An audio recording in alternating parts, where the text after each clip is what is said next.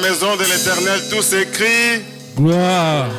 Dans la maison de l'Éternel, tout s'écrit. Gloire, gloire, gloire.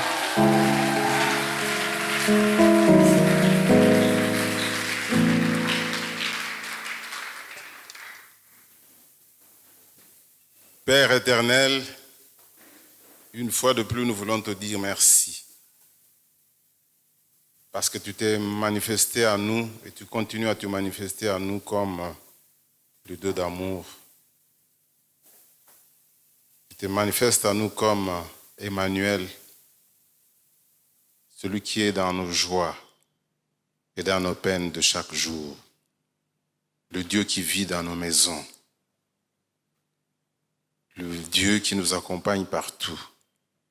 Surtout qui a choisi de lire demeure dans notre cœur.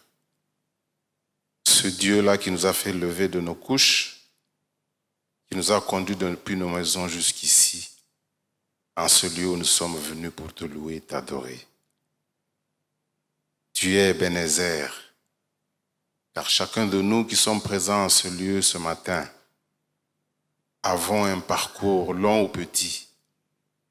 Mais si nous sommes là ce matin, c'est parce que toi, tu nous as choisis.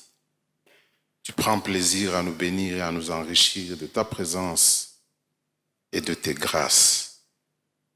Merci de nous bénir encore ce matin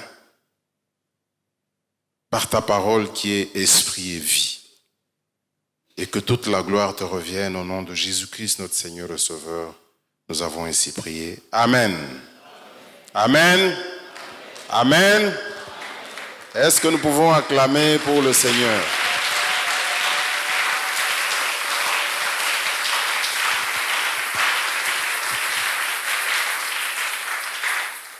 Merci. C'est avec joie que je constate que tout le monde a mis sa tenue de dimanche pour venir honorer le Seigneur. Ça fait de la joie au cœur lorsqu'on voit nos sœurs bien coiffées, bien parfumées, bien habillées. Les papas rasés de près. Même nos frères qui ont déjà perdu leurs cheveux. Je bénis le Seigneur. Alléluia. Nabiso va candidat à examen d'état, Tomitiel est déjà foufou pour la gloire de Dieu. Alléluia. Nous avons ce matin le sous-thème du trimestre qui s'intitule « Entre dans ta destinée ». C'était déjà pratiquement annoncé lorsque nous avons eu notre séminaire du mois, de fin de semestre, où le thème était la mission et la destinée de l'Église.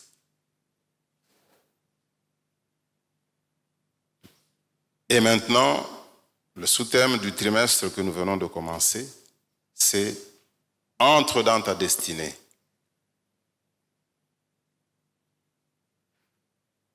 Le mot « destinée »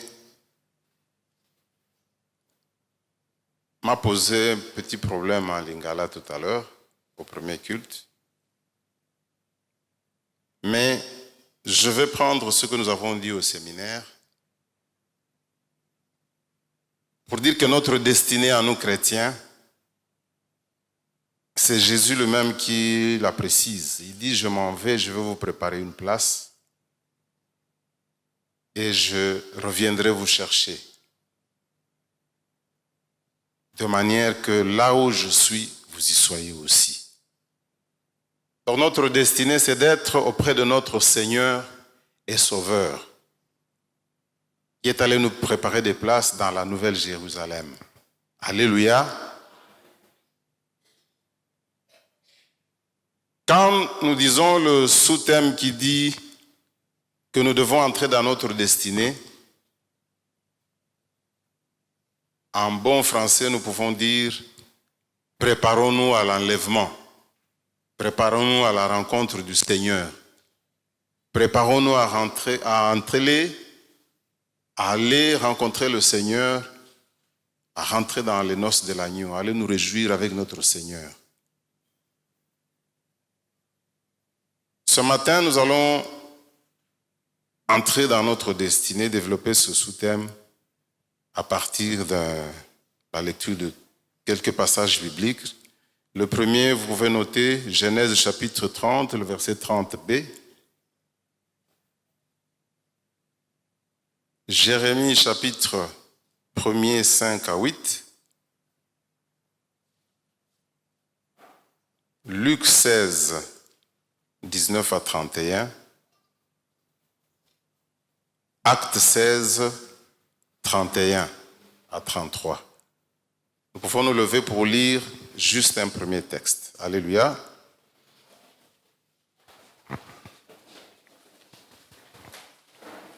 Nous sommes dans Genèse au chapitre 30. Je commence ma lecture au verset 29. Jacob lui dit, il parle à son beau kilo, à son oncle Laban. Jacob lui dit, tu sais comment je t'ai servi et ce qu'est devenu ton troupeau avec moi. 30. Car le peu que tu avais avant moi s'est beaucoup accru, et l'Éternel t'a béni sur mes pas.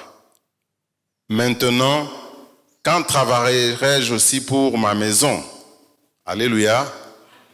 Nous pouvons nous mettre.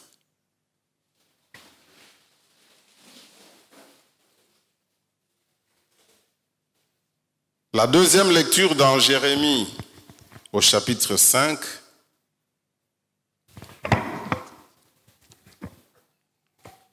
Chapitre 1er, je voulais dire. 4, je lis ceci. L'Éternel m'adressa la parole en ces termes. Avant de t'avoir formé dans le sein de ta mère, je t'ai choisi. Dans d'autres versions, on dit je te connaissais. Et avant ta naissance, je t'ai consacré, je t'ai établi prophète pour les nations. 6. Je répondis, hélas, Seigneur éternel, je ne sais pas m'exprimer, car je suis un adolescent. Dans d'autres versions, il est écrit, notamment dans Louis II, je ne sais pas parler et je ne suis qu'un enfant. Mais l'Éternel me répondit, ça c'est le verset 7, ne dis pas je suis un adolescent, tu iras trouver tous ceux auprès de qui je t'enverrai et tu leur diras tout ce que je t'ordonnerai. Alléluia. N'aie pas peur des gens, car je suis avec toi pour te protéger. L'Éternel le déclare. Alléluia. Notre troisième lecture dans Luc au chapitre 16. Nous avons à partir du verset 19 l'histoire du riche et de l'homme riche et le pauvre Lazare.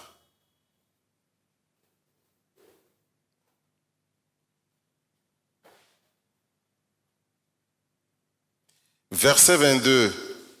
Le pauvre mourut et les anges l'emportèrent auprès d'Abraham. Le riche à son tour mourut et on l'enterra. Du séjour des morts où il souffrait cruellement, il leva les yeux et aperçut très loin Abraham et Lazare à côté de lui. Alors il s'écria, « Abraham, mon père, aie pitié de moi.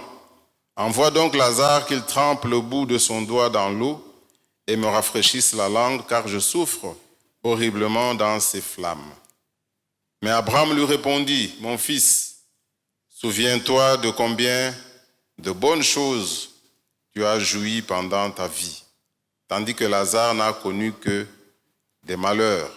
À présent ici, c'est lui qui est consolé, tandis que toi tu es dans les tourments. De plus, il y a maintenant un immense abîme entre nous et vous, et même si on le voulait, on ne pourrait ni le franchir pour aller d'ici vers vous, ni le traverser pour venir de chez vous ici. Dans ce cas, dit le riche, je t'en conjure, Père, envoie au moins Lazare dans la maison de mon père, car j'ai 5 frères, qu'ils les avertissent pour qu'ils n'aboutissent pas, eux aussi, dans ce lieu de tourment. 29. Tes frères ont les écrits de Moïse et des prophètes, lui répondit Abraham. Qu'ils les écoutent. Non, père Abraham, reprit l'autre. Mais si quelqu'un revient du séjour des morts et va les trouver, ils changeront. Mais Abraham répliqua, s'ils n'écoutent ni Moïse ni les prophètes, ils ne se laisseront pas davantage convaincre par un mort revenant à la vie. Alléluia. Ce matin, notre message s'intitule « Quand travaillerai-je aussi pour ma maison ?»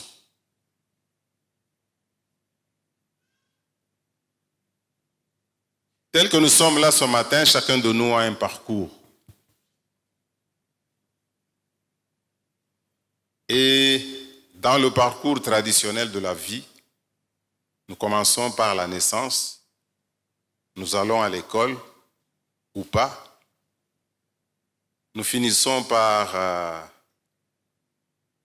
plusieurs écoles de la rue ou l'école institutionnelle, primaire, maternelle, primaire, secondaire, université, école professionnelle, technique et tout ce que vous voulez, où on est formé dans le tas, dans le commerce, dans telle ou telle autre activité. Et nous sommes là ce matin, les boulangers, les motards, les taximens, les professeurs d'université, les étudiants, les papas, les mamans, les grands frères, les oncles, les tantes, les fiancés, les mariés, les aspirants, les bons, les moins bons, les plus engagés, les moins engagés, nous sommes tous là. Réunis par une seule chose, c'est la grâce de Dieu. Alléluia. Pour les plus chanceux, nous obtenons des diplômes, des qualifications, nous exerçons des professions, des ministères. Par ministère, il n'y a pas que les ministères liés à l'évangile. Il y a des professions qui sont ministérielles telles que l'enseignement, les médecins, les infirmiers, les éducateurs, les mamans ndaku, les épouses, les pères. Nous exerçons toute forme de mandat que le Seigneur nous a donné. Dans le contexte de ce matin, nous parlons de Jacob. Jacob, au chapitre 30 de la Genèse, c'est un homme qui est devenu très riche. Pendant qu'il travaillait chez Laban, Laban avait modifié son salaire 10 fois. Laban l'a roulé et il s'est retrouvé polygame. Il a épousé 2 sœurs, les filles de son oncle. Il a travaillé 7 ans pour la première, 7 ans pour la deuxième, 14 ans. Il n'a pas eu d'enfant avec la deuxième femme. Il a dû en faire avec la servante de sa deuxième femme. La première a trouvé qu'à un moment donné, chez elle aussi, ça ne marchait pas. Elle a donné aussi sa servante à Jacob qui a fait des enfants pour elle, jusqu'à en totaliser 11. Et c'est quand le 11e, le petit Joseph est né, que Jacob se décide de quitter son oncle pour rentrer chez lui, dans le pays d'où il venait, dans le pays d'où il avait fui, puisqu'à Salaki Pebayo Makuna. Azalaki Mutua Moto, Azalaki Mutua Makambo. C'était un homme, un roublard, un trompeur, un homme qui n'hésitait pas à tricher. Il n'a même pas hésité à rouler son père en complicité avec sa mère pour voler la bénédiction de son frère aîné, Ésaü. Alléluia. Alléluia. C'est un peu le background de certains parmi nous ici. Nous ne sommes pas nés et nous n'avons pas grandi à l'image que nous affichons ce matin. Ce que nous sommes n'est que grâce. Alléluia. Alléluia. Nous sommes nombreux à nous retrouver dans le parcours de Jacob. Dans la version Lingala, le sous-chapitre où ce verset 30 se trouve, il était dit Jacob Jacob était devenu riche au moment où il décide de partir. Il avait beaucoup de biens, il avait beaucoup de bêtes, il avait beaucoup de serviteurs et de servantes. Et il avait 11 enfants, il avait 2 épouses. 2, c'est le minimum parce qu'il a fait des enfants avec les servantes. Donc, les servantes aussi comptent au nombre des mamans de ses enfants. Donc, tata yaba nebele, tata yaba mobali yaba si ebele. Moba moto yabo zui ebele. Alléluia. Ce qui est curieux, c'est que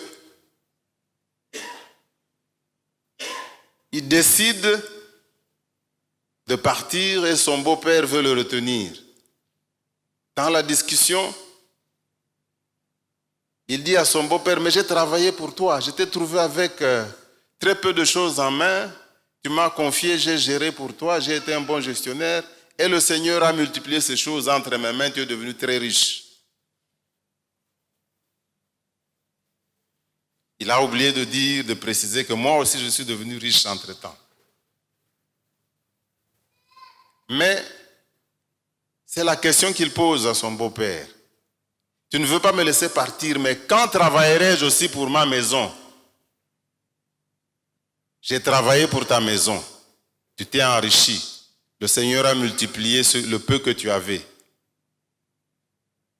Il devait dire, moi aussi je me suis enrichi. J'ai épousé tes 2 filles qui m'ont donné 11 enfants. Dans ce que le Seigneur t'a donné, j'ai aussi tiré ma part. Je suis devenu très riche aussi. Quel est l'intérêt alors pour Jacob de dire que je te quitte aujourd'hui pour aller travailler pour ma maison? Alléluia. Alléluia.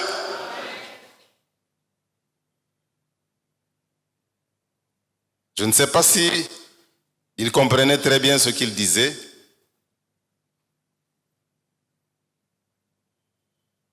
Mais pour nous aider à aller un peu plus vite dans la compréhension des choses, Jacob lui-même représente une lignée, il représente une famille. Il est le fils d'Isaac et il est le frère d'Ésaü. Leur père Isaac est le fils d'Abraham. Abraham, c'est celui que Dieu a sorti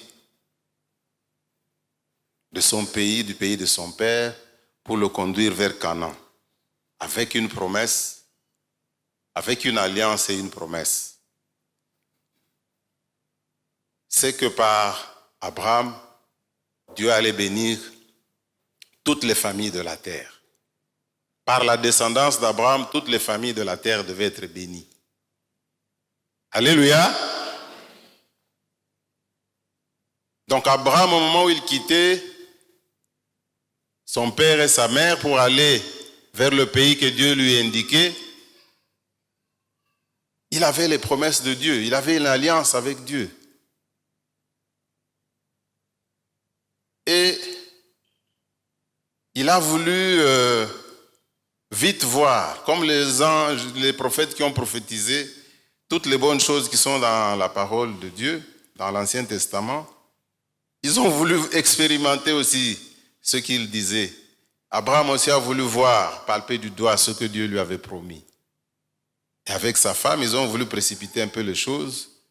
Ismaël est né dans des circonstances abracadabrantes. Dieu a dit non. Ismaël vivra et je le bénirai, je ferai de lui une grande nation. Mais le fils de la promesse, ce n'est pas Ismaël, c'est Isaac. Alléluia. Et les promesses qui étaient sur Abraham sont passées sur Isaac, son fils. Voilà qu'aujourd'hui, le descendant d'Isaac va s'égarer avec une vie comme l'enfant prodigue qui a demandé sa part d'héritage, qui est parti. Et puis un beau jour, il est rentré dans sa conscience, il est retourné chez son père. La différence avec Jacob, c'est que Jacob aussi était parti, puis maintenant il réalise qu'il doit rentrer chez son père. Mais avec le fils prodigue est revenu, les mains vides. Ici, Jacob est un homme très riche. Je crois que l'enfant prodigue est rentré célibataire. Après avoir joué avec les prostituées, après s'être ruiné, je crois qu'il n'avait même plus de quoi aller doter une fille. Il est rentré bredouille chez son père. Il a été accueilli. Mais notre Jacob ici, lui, il est très riche. Il a des femmes et des enfants. Alléluia.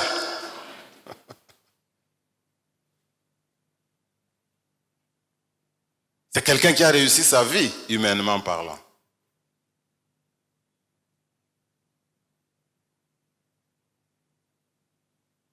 La félicité, maman, tata, balati bien.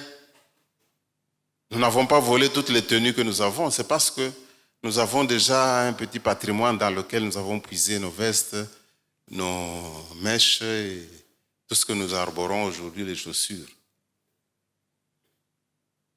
Et Belepe Nakati Nabiso de Zabazui. Ça pouvait nous suffire. C'est dimanche. C'est le week-end. On devait être dans les cercles de loisirs. Comme le riche que nous avons vu. Il ne s'habillait que de lin. Hein, papa ancien? C'est le témoignage de la Bible. C'est un homme très chic. Sans couture. Mais ce type-là, on dit qu'il portait des vêtements de fin lin. Hein? Donc, ce cas simbi veste, fongoli donc, griffe, mususuna boyoka kombote. Alati ango e uta na Japon, mais na Japon ba yebi angote. Alléluia. Mais qu'est-ce qu'il avait encore à chercher, Jacob?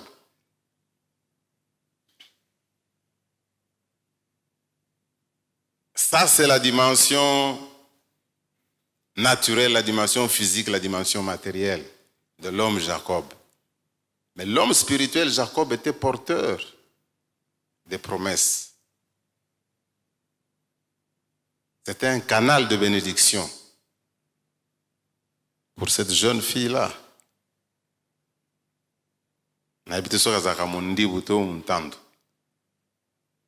Pour ce papa-là, je ne sais pas s'il est Mouyombe.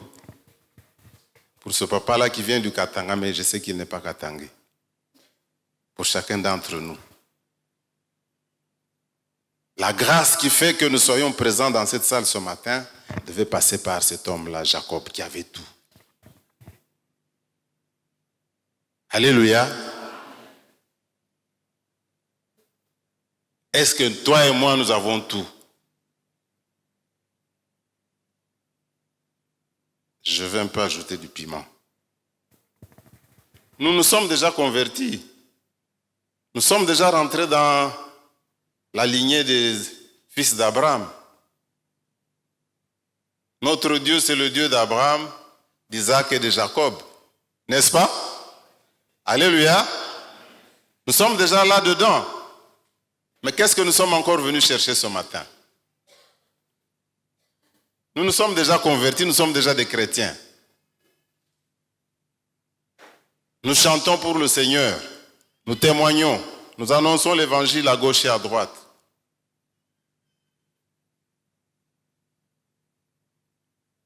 Quand je regarde dans la salle, je constate que mon épouse n'est pas encore là. Merci pour le si. Quand j'étais là au premier culte, il n'était pas encore là. J'étais en train de penser à eux. Parce que le fait que j'étais là, il fallait aussi que les miens fussent là aussi. Alléluia. Dans le français, madame.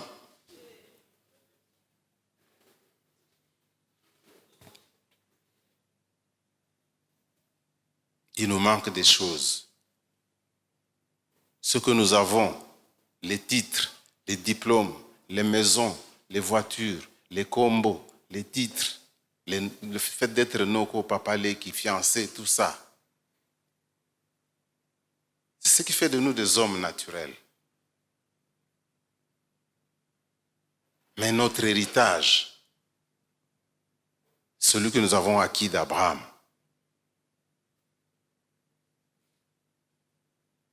est-ce que nous y travaillons? Parce qu'il ne va pas s'arrêter avec nous. Le Seigneur Jésus dit, allez, faites de toutes les nations les disciples.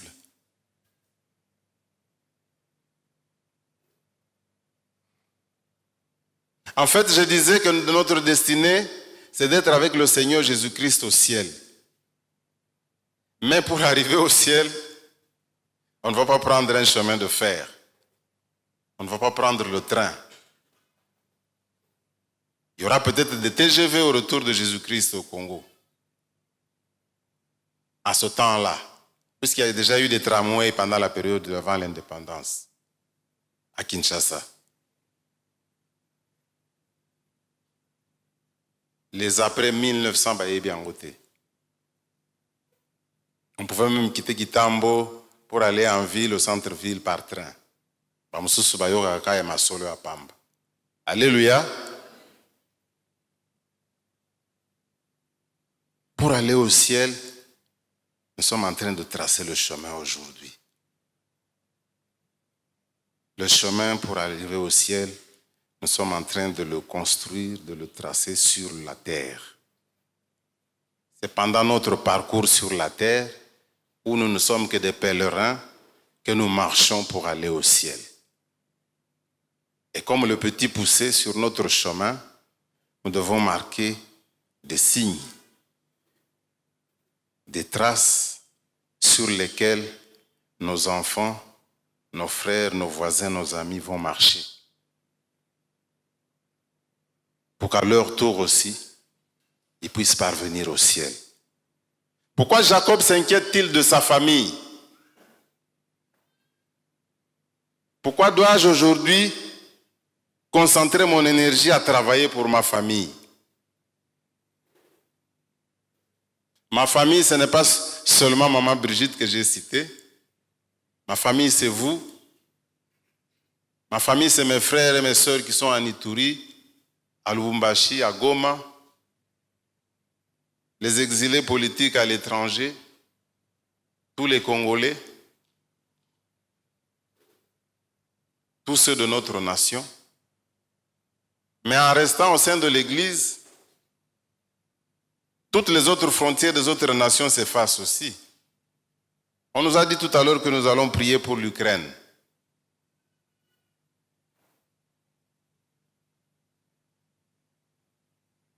Je n'ose pas dire qu'on doit prier aussi pour le Rwanda.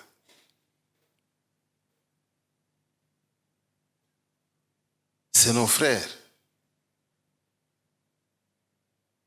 Ils chantent même nos cantiques en lingala ici. Quand vous suivez les orchestres chrétiens du Rwanda,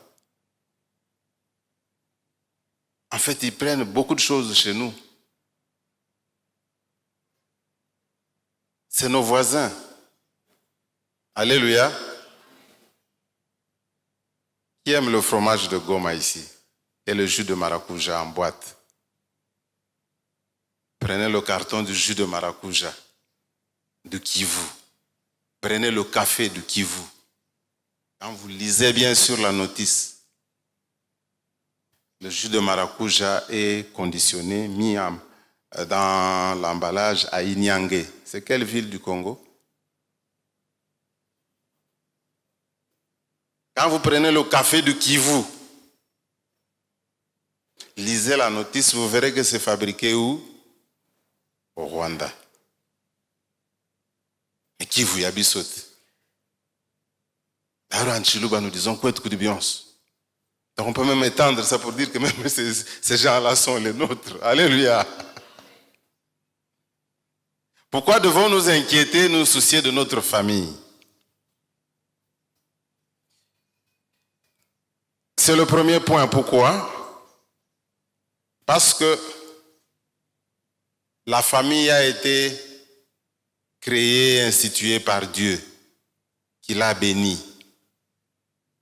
Quand nous lisons le livre de Genèse au chapitre 2, versets 26 à 28, Dieu a créé l'homme et la femme et les a bénis en disant: multipliez, remplissez la terre, dominez, assujettissez.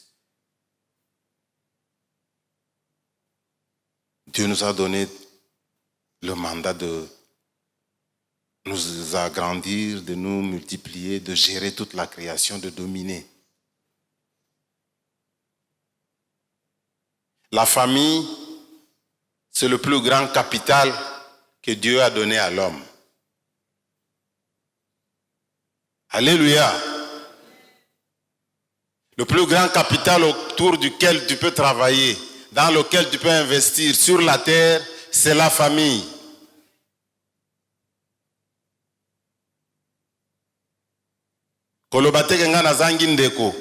Que moi je n'ai pas d'enfant, je suis fils unique, je suis fille unique, naza célibataire, nabalate, nazanga mobile, nazanga bana, nazanga baboti, je suis orphelin. Humainement, c'est vrai.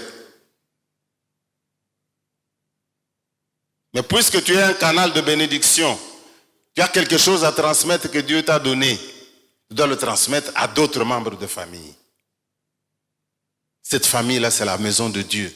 C'est la famille des enfants de Dieu que nous sommes. On n'est plus dans les limites de père et mère, de père et de mère. On n'est plus dans les limites biologiques. La famille biologique, c'est le naturel.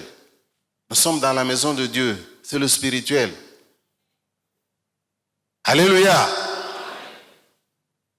Quand travaillerai-je aussi pour ma maison? Parce que j'ai travaillé pour le monde. J'ai travaillé pour la SNEL, j'ai travaillé pour la Régie des eaux. J'ai été avocat, j'ai travaillé, j'ai défendu les hommes et les femmes. Je suis médecin, j'ai soigné à gauche et à droite, tout ça. Je suis mécanicien. Nazam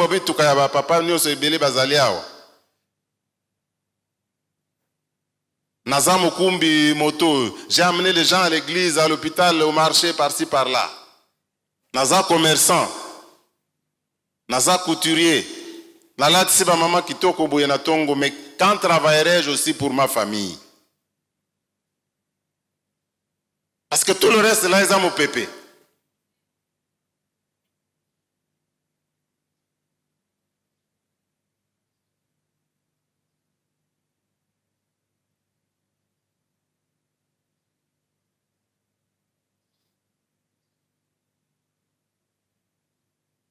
La famille, donc, c'est donc le grand capital dans lequel nous devons investir. C'était le premier point. La deuxième chose, travailler pour notre famille n'est pas un choix. Ce n'est pas une option. Nous sommes déjà le choix de Dieu. Alléluia. Dans Jérémie, au chapitre 1er, Dieu dit: avant que tu sois formé dans le sein de ta mère, je te connaissais. Avant que tu sortes de là, même Sokobota Makima Chombe, avant Obimakuna, je t'avais établi, je t'avais choisi et établi prophète des nations. Les nations, ce n'est pas ton père et ta mère biologiques, ni tes frères et tes sœurs biologiques. La nation, déjà c'est la nation congolaise et puis la nation du monde, la nation de Jésus. Il nous dit: allez, faites de toutes les nations les disciples. Et nous sommes choisis et établis avant notre naissance comme étant des prophètes des nations. Est-ce qu'il faut continuer à se poser la question: pourquoi je dois travailler pour ma famille? C'est plutôt: quand est-ce que je dois travailler pour ma famille? Pour les plus âgés, les plus expérimentés professionnellement, j'allais dire mabalaman. Oba oumeli déjà dans ma balle. Papa m'attendait, maman, félicitations pour les 38 ans de mariage, que Dieu vous bénisse. Alléluia. Nazo Landabino, je suis déjà à 36.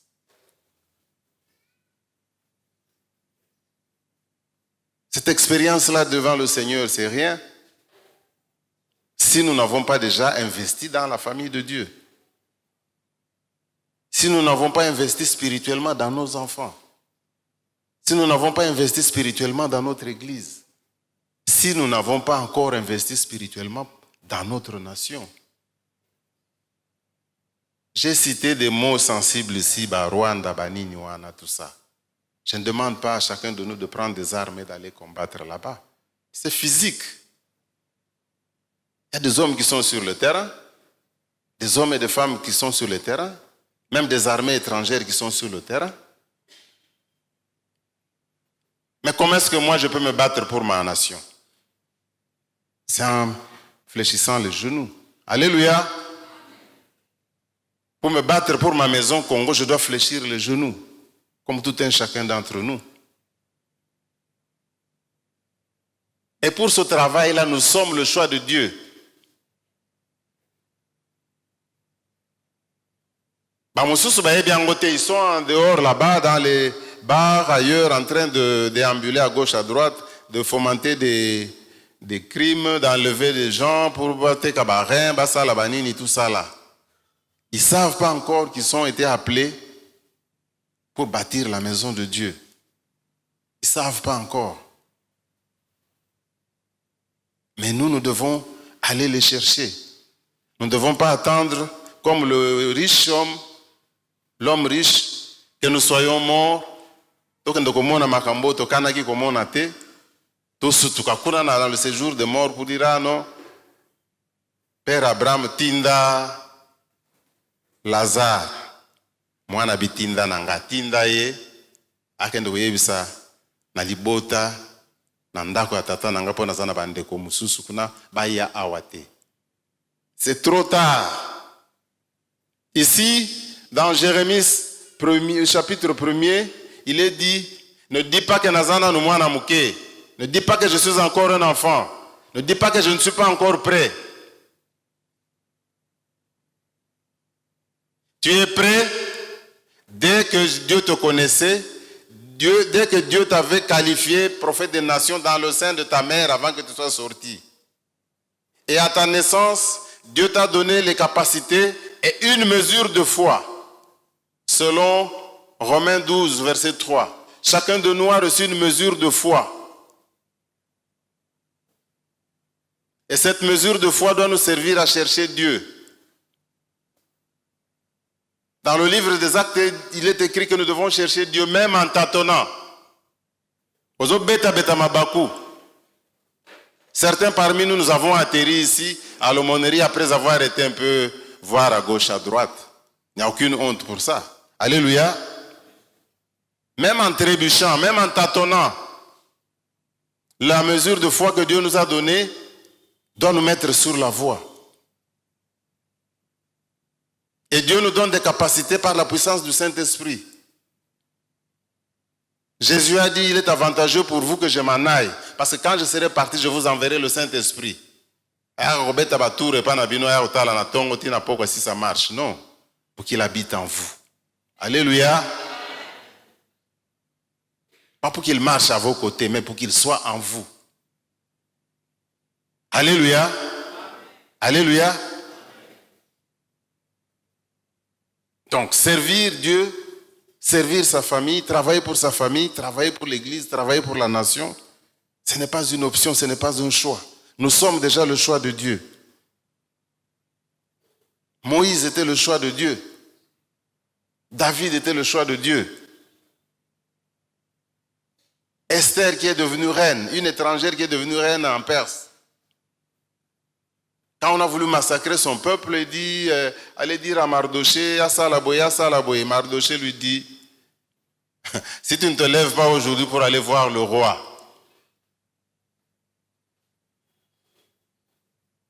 ton peuple sera massacré. Mais est-ce que toi et ta famille, vous serez épargnés? Quand tu poses à reine, que tu seras épargné du massacre. Quand ça te que avec assiduité, que le diable ne va pas fomenter des complots contre toi, que tu ne seras pas atteint. Jésus lui-même avait un mandat, avait une mission pendant qu'il venait sur la terre. Il dit, l'Esprit du Seigneur m'a oint pour venir faire quoi?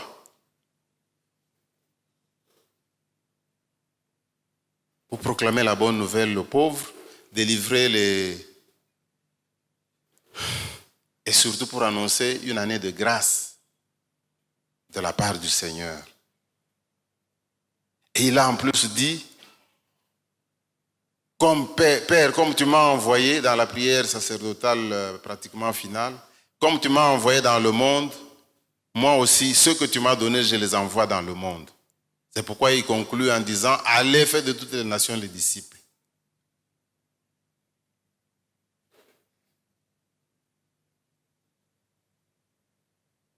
Ne dites pas, nazana no mwana muke, nazana no célibataire, na naboti te, na nazui diplôme te, na nabando sala mbongo te. Na tango bandiko sala na mbongo te, sepelisa baboti na yo, honore ton père et ta mère. Sers le Seigneur en annonçant l'évangile. Je travaille aujourd'hui, du matin jusqu'au soir, je n'ai pas le temps pour ces choses-là, tout ça. Mais tu sers de mauvais exemple à tes enfants parce que tu n'as pas le temps d'aller à l'église. Alléluia.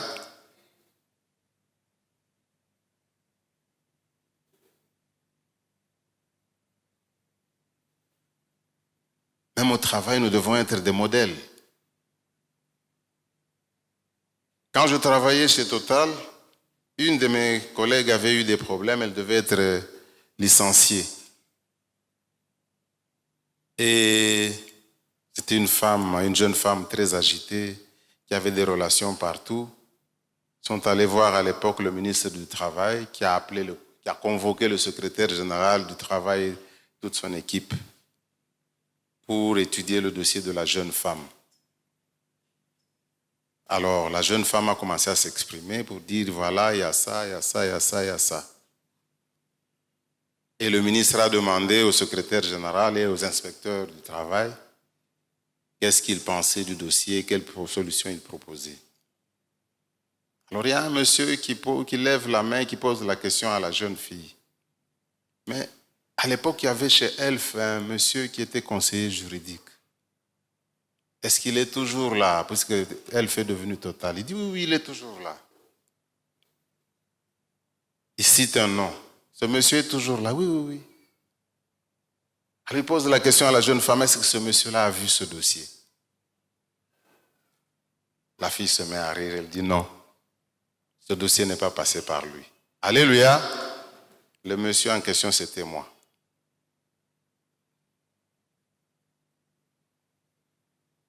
Est-ce qu'on peut rendre le même témoignage de chacun de nous, même dans les milieux où nous ne sommes pas passés? Esther qui parle à Mardoché, tu dois faire quelque chose aujourd'hui parce que si tu ne le fais pas, qui sait si ce n'est pas pour ce temps et pour cette situation-là que le Seigneur t'a choisi et a fait de toi une reine. Jésus est venu sur la terre comme étant une solution pour toute l'humanité. Moïse était la solution qui devait sortir le peuple d'Israël d'Égypte. David, c'était la solution pour que l'armée d'Israël puisse vaincre Goliath. Joseph, fils de Jacob, Jacob dont nous parlons, Joseph était la solution pour que le roi d'Égypte, j'allais dire le roi du Rwanda, le voisin, pour que le roi d'Égypte puisse trouver une solution face à la famine qui menaçait l'Ukraine à l'époque. La famine de l'Ukraine aujourd'hui menace le monde entier. Biswawa, carburant, ezomata, ezobunga, tout ça, mais en Europe c'est pire. Le litre d'huile qui coûtait 3 € va vers les 15 €. Alléluia. Vous savez 15 € ce que l'ingolo va combien? Nambongo na biswawa. 15 €, papa, c'est plus ou moins 20 $. Hein? 20 $,